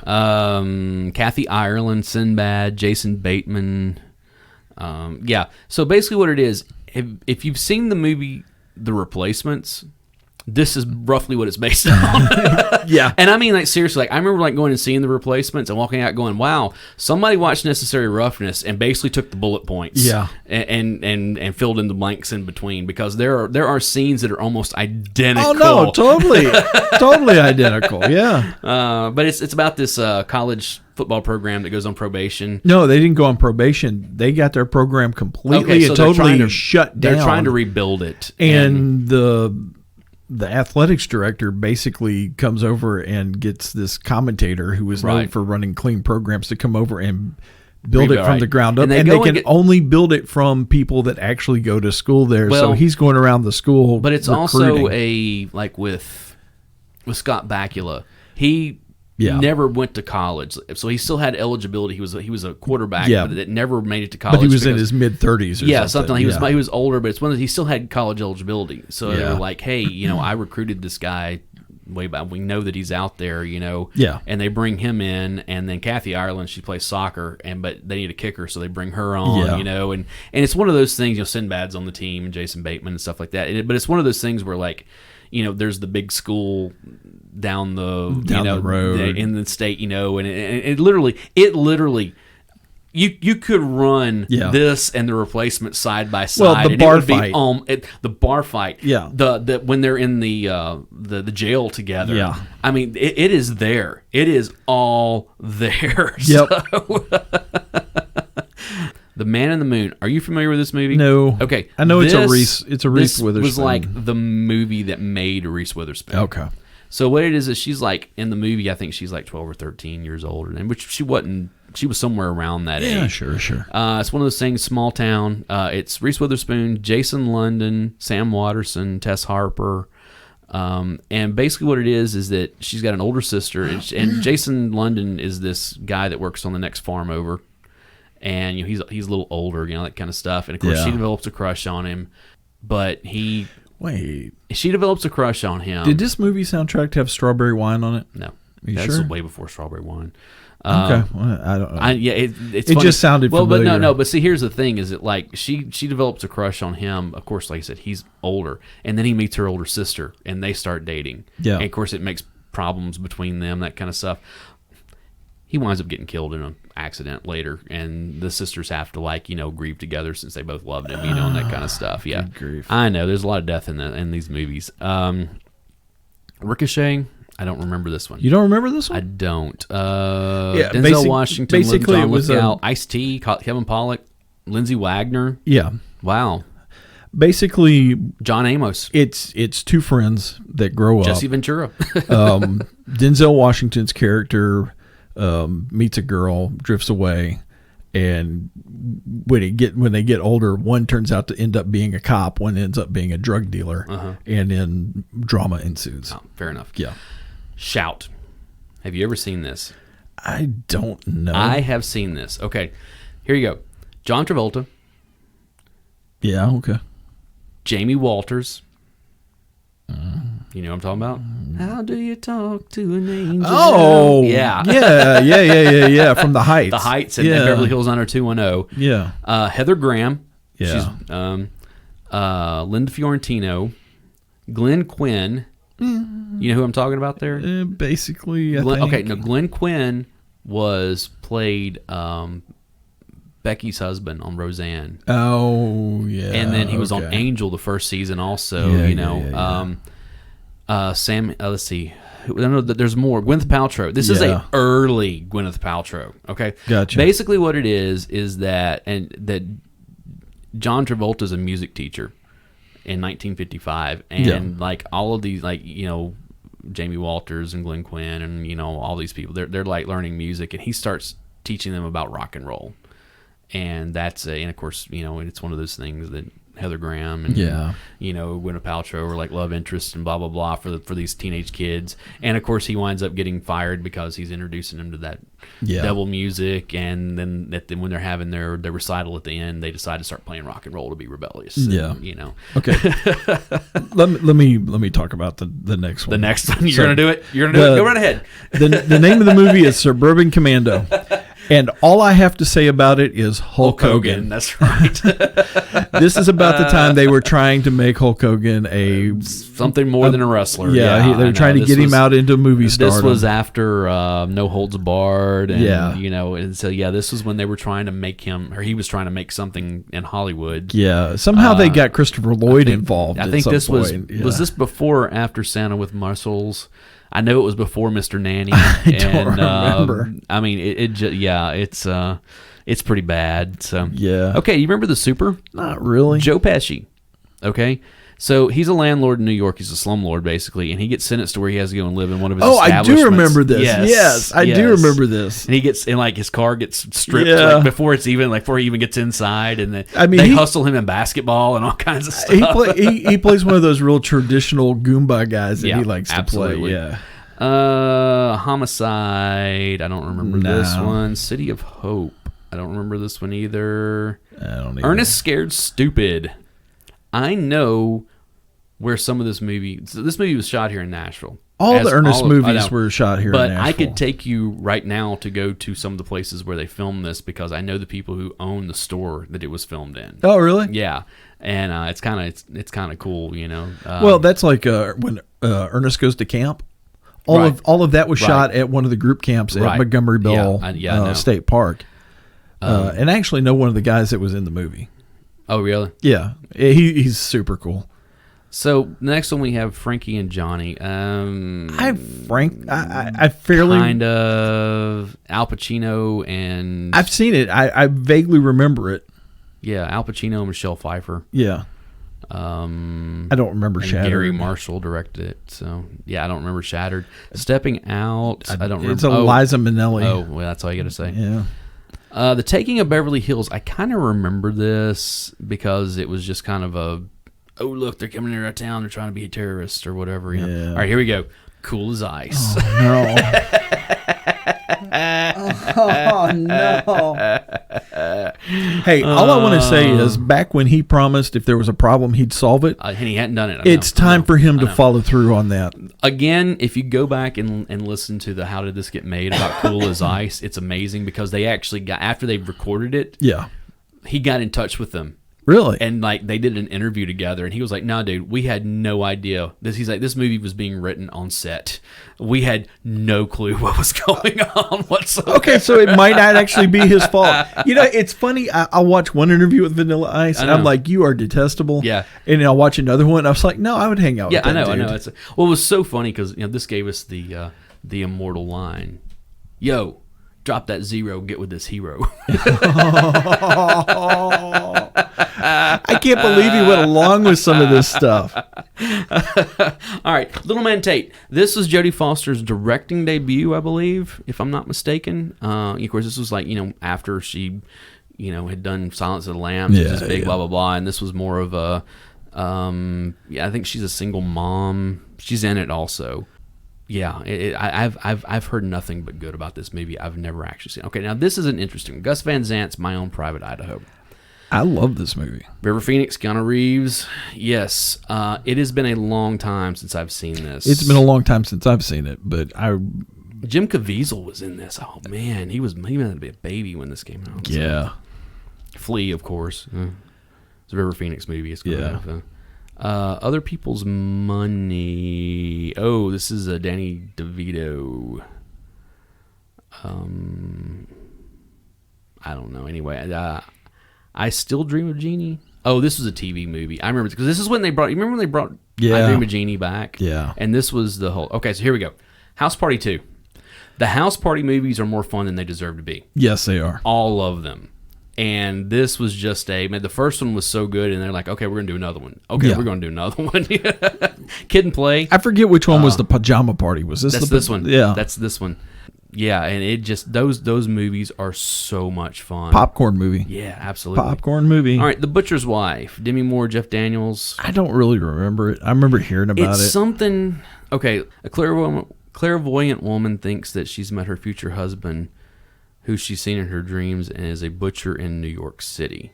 And it's one of those things that, like, as she's working, I think it's one of those things that she's working in the butcher shop, like, her powers are, like, influencing other people. You know, it's kind of one of those magical whatever. Okay, Curly Sue. Don't remember it. Oh, sure you do.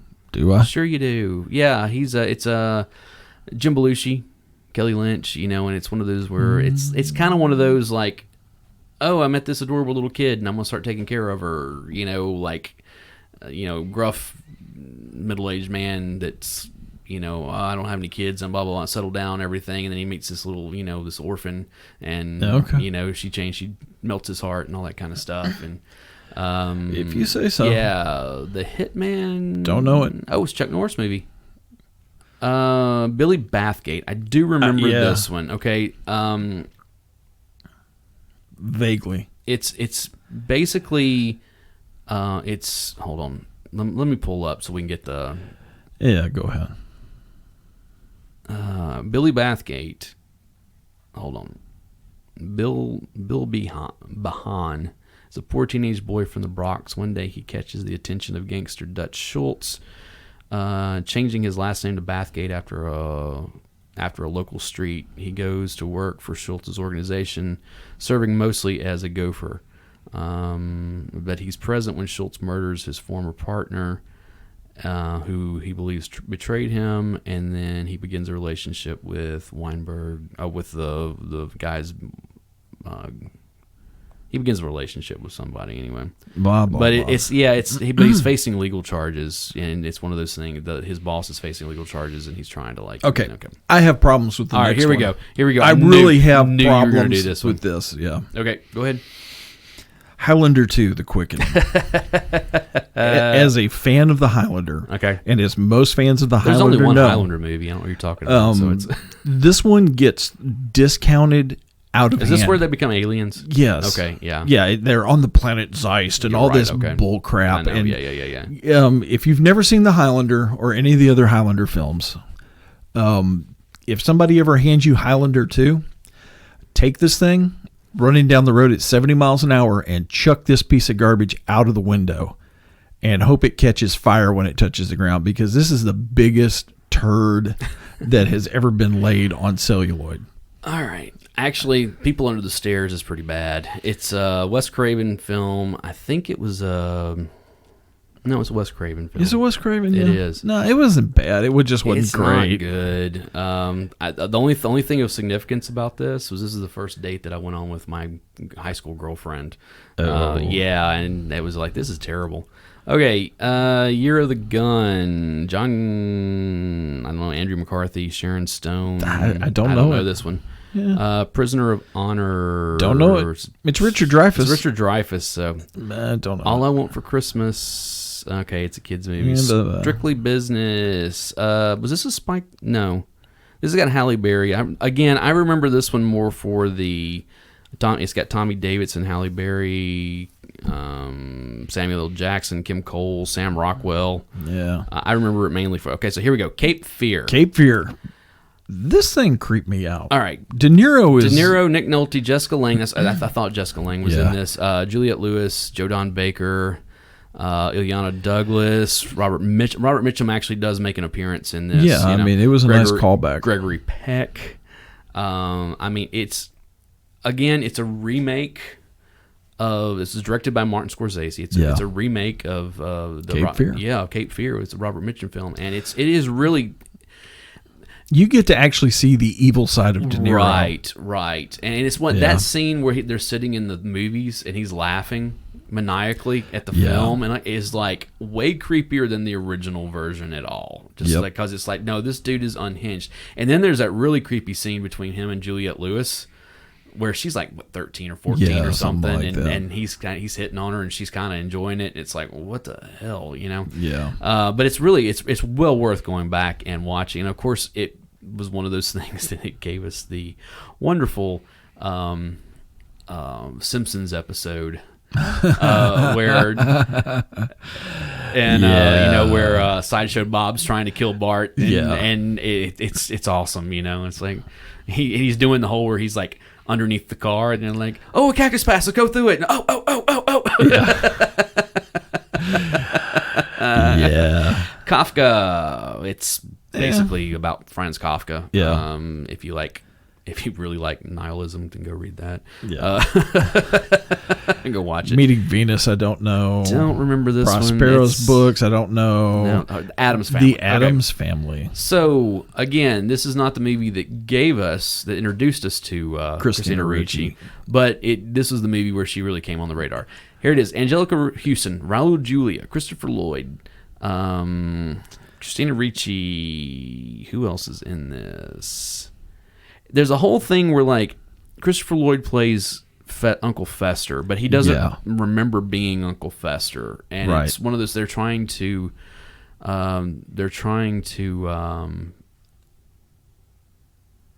they're basically trying to scam use him to get the family money, and turn out and then it turns out he really is Uncle Fester. So okay. An American Tale: Five Will Goes West. I have not seen this one. I have seen the original American Tale. The original, but not this one. This one now.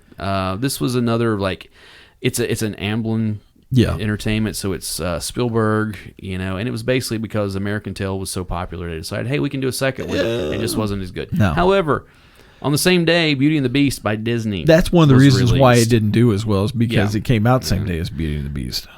I am not a big fan of this movie. I never have been. I mean, it's another Disney movie. This was this was on the heels. This was the follow up to Little Mermaid. Yeah, which is Miss Nay's favorite Disney movie. The Little Mermaid, people forget that before Little Mermaid released, Disney's animation was in a really bad spot. Yeah, it was. Don't get me wrong, I like some of the stuff that was released throughout the the 70s and 80s, like The Fox and the Hound, or that's The a great Mouse one. Detective, or The Black Cauldron. Cauldron is excellent. But the thing is, those were all like, they just bombed like you wouldn't believe. But this was, going back to the original fairy tales. But this was, pattern. we've got some momentum from the Little Mermaid, and this was the next big one, and this was a huge movie. I mean, it was huge.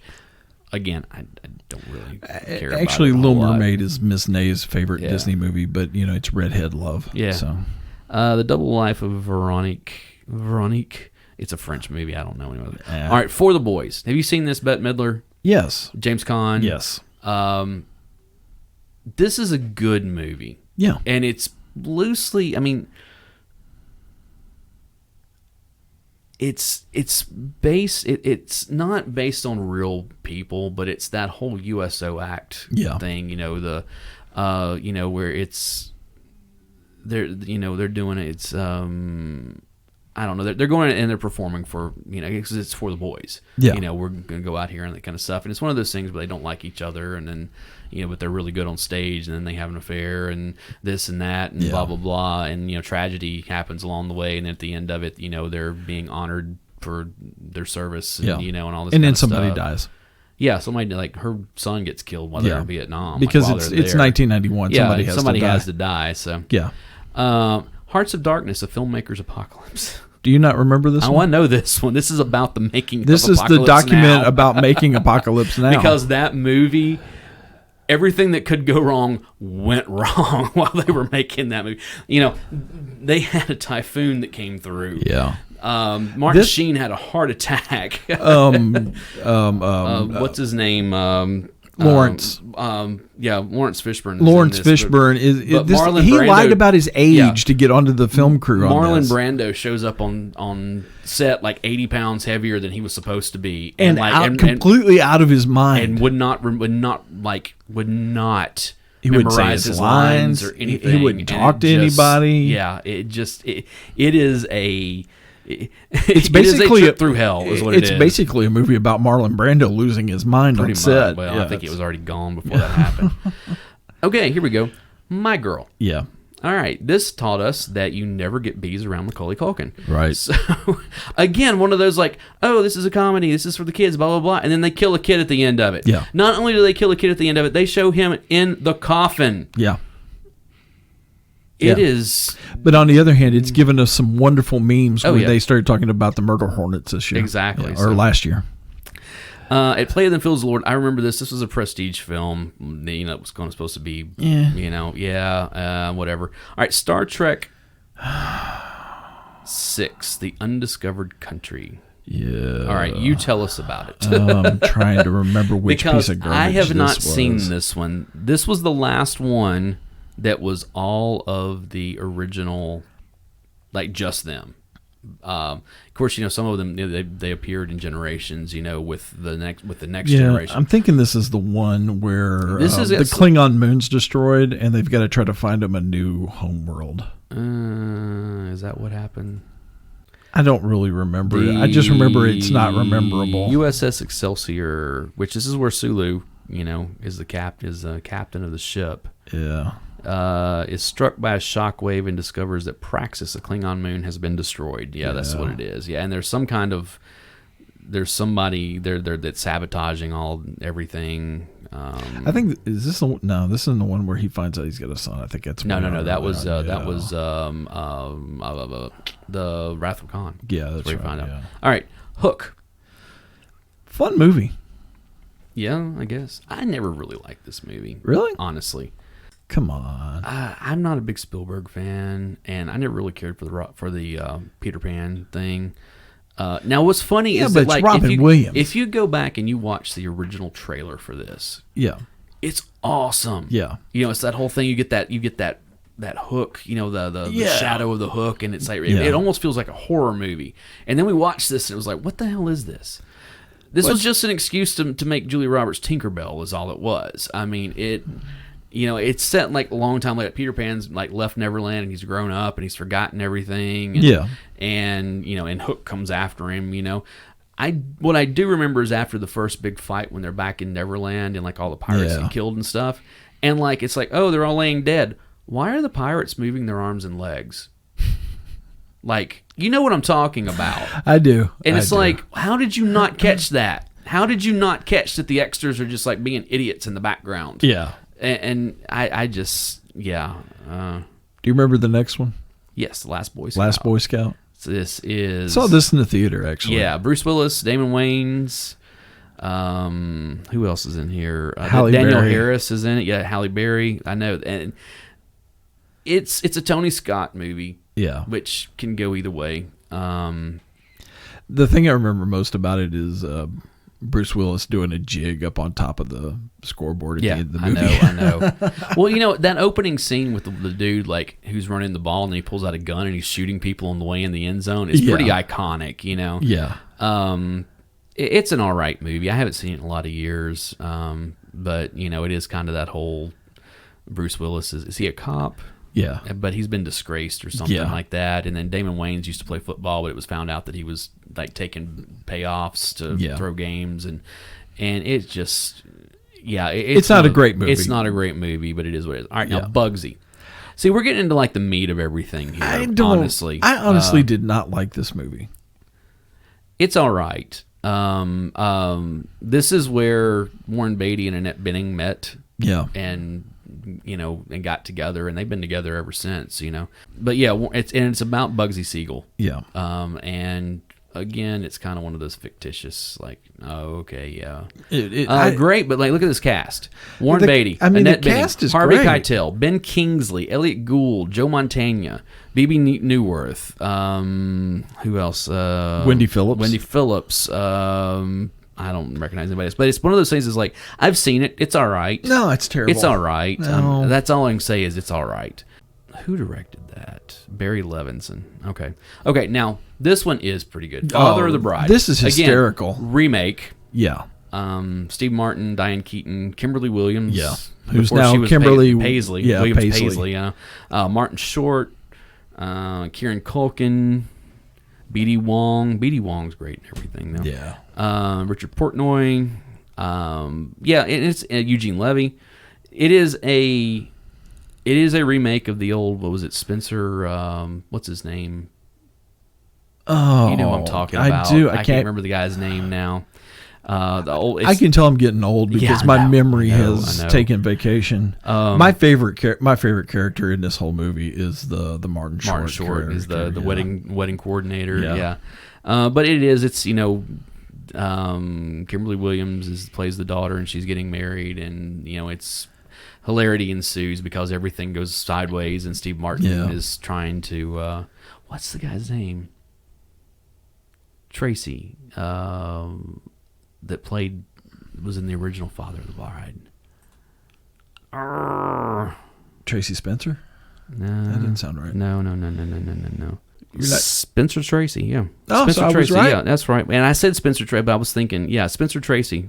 I knew it was it's one of those old times. So anyway. I was right. All right. Say it.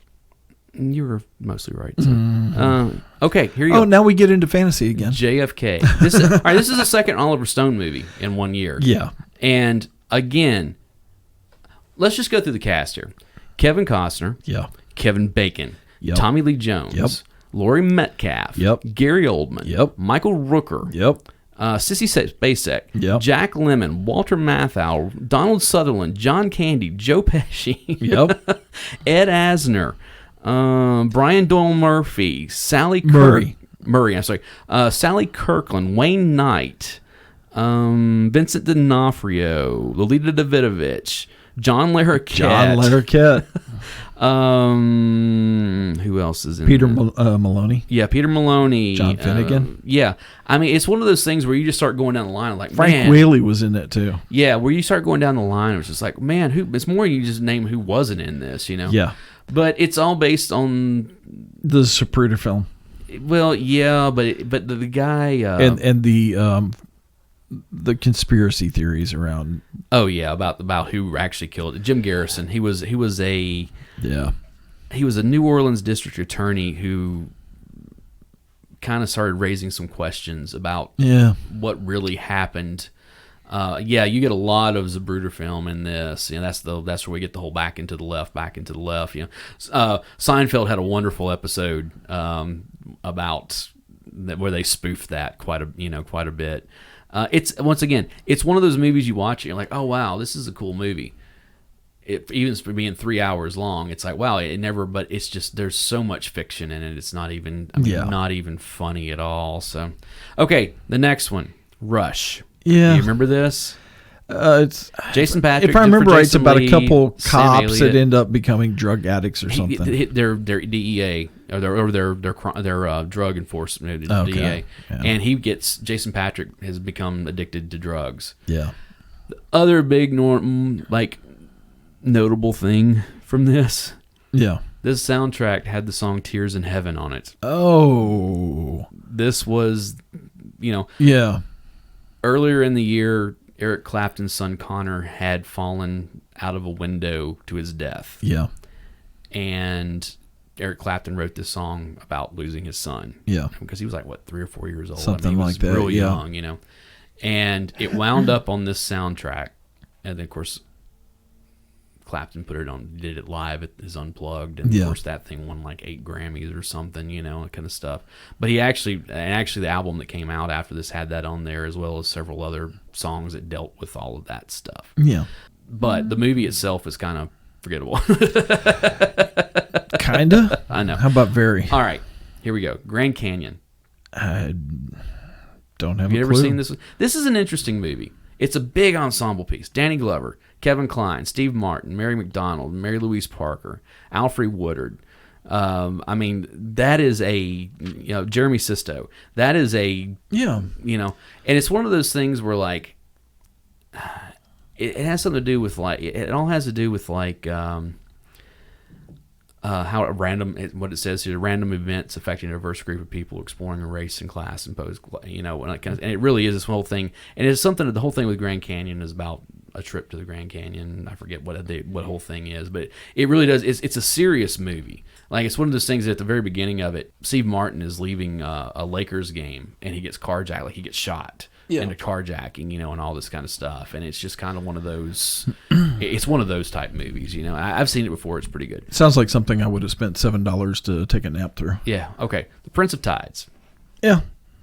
All right. That's a Nolte, isn't it? Nick Nolte, Barbara Streisand, which she directed, Blythe Danner. I don't know any of the rest of these people. Except for George Carlin. George Carlin, and yeah.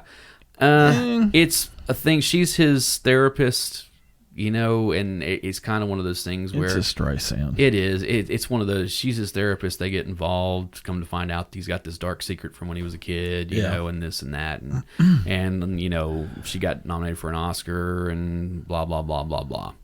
Okay. Until the End of the World. Have you ever seen this? No. Okay. It's a strange one. It's a German film. And I think it's based on a book, if I'm not mistaken. It's something that says, set at a turn of the millennium in the shadow of a world-changing catastrophe. I do know the U2 song, Until the End of the World, was on the soundtrack. Like, it was, which it had just come out, it's the type thing. But I've seen it. It's, it's got William Hurt and Sam Neill, Max von Sydow. I mean, it's got a, it's got a crew. It's got a crew, but I remember seeing it. It didn't leave enough of an impression on me to Now, the next one I really like. Fried Green Tomatoes. Yeah. It's such a good movie. This has one of my favorite lines in it. I'm older and I have better insurance. I have more insurance. That's right. Yeah. It's Kathy Bates, Jessica Tandy, Mary Stuart Masterson, Mary Louise Parker. We got to get all the three named This Marys. movie had cannibalism in it. Cicely Tyson. Chris O'Donnell. Who else? Anybody else? Yeah, I've seen it. Yeah, but it's kind of one of those things where it's like three generations of women. Yeah. Trying to... it's one of those things where like Jessica Tandy says to... if your husband starts giving you problems, we'll poison him. Not enough to kill him, but enough to type. And that kind of stuff. So it's like, all right. So this last one is pretty interesting. It is a David Cronenberg film. It's Naked Lunch. Which, have you ever read Naked Lunch? No, I haven't. William S. Burroughs. Actually, one of the books that I got for Christmas this year is How to Talk Dirty and Influence People. How to Talk Dirty and Influence People. Yeah, from the comedian. I can't think of his name right now. Anyways, this has got Peter Weller. Yeah. Naked Lunch was one of those books that they were kind of said, oh, this is unfilmable. I agree with them to a certain extent. So, but yeah, so that's 1991 in film. There was some great stuff in there. There was some that was not so good, but we had some really big films. Lenny Bruce. Oh, okay, there you go. Oh, yeah, that makes sense. So that was 1991 in film. 30 years. It's hard to believe it's been 30 years. Yeah, but let's be honest. There was a handful of really good ones in there. Oh, there was a handful of fun movies in there, and then a lot of garbage. It's completely unrememberable. Probably should have done with this one like what we did with the albums, where we just kind of went through and pulled movies out rather than going comprehensive. But this is what happens when we go on the fly. So. Sorry, folks, you got a boring one. You got 2 hours of us talking about movies we have no idea about. So they basically got an hour of us talking about movies we know about, and an hour of us going, nope, don't know it. Nope, don't know it. Go back and edit this. Nope, don't know it. And take out all the stuff that we don't know. So that would be a lot. Well, it would definitely cut this episode down. So anyways, guys, there are links in the show notes for what we are on. Make sure you check them because things have changed. Facebook, Instagram, projectgenxpod for both of those, as well as projectgenxpod@gmail.com. To get in touch with us, and we're going to be back with some more stuff. We're happy to be in 2021, to have survived 2020, and if you haven't seen it, go and watch that match video of have you seen it? You haven't seen it of the devil Satan in 2020. Yeah, that is so funny, man. That is. I have a bad feeling that the devil dumped 2020 and was and is hitting on her sister 2021. Yeah. All right, guys. Thank you so much for joining us. I'm Alan Smith. I'm the other guy, Big Dave, and we'll see you next time. See ya.